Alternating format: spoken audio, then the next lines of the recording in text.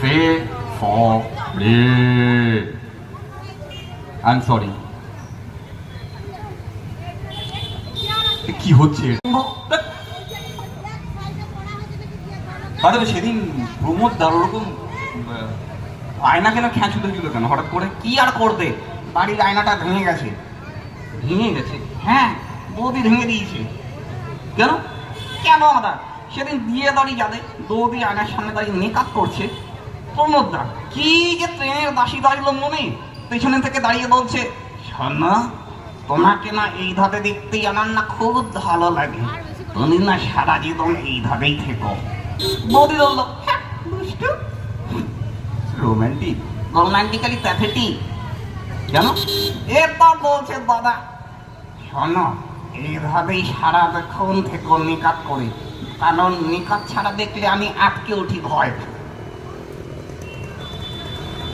By the way, দিদিকে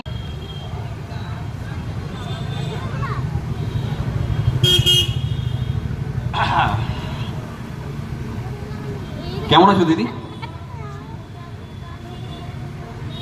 দেখে কি মনে হয়েছে? ভালোই। তো জিজ্ঞেস করছিস কেন?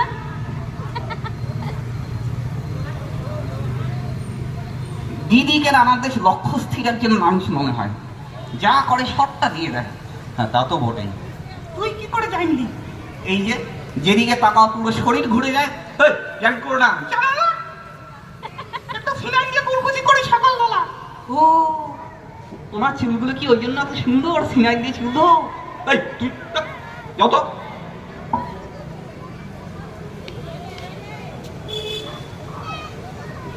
তো দিদি বলে নাকি কোনো বাড়িতে যদি পুজো হওয়ার সময় বাড়ির লোকের পুজো করতে করতেই চোখের থেকে যদি জল বেরিয়ে আসে, তার মানে সেই পুজোটা খুব ভালো হয়, তাই না?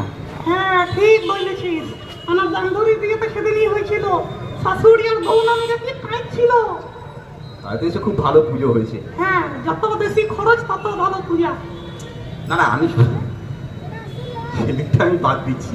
আমি বলছি পুজো করার সময় যদি বাড়ির লোকেদের চোখের থেকে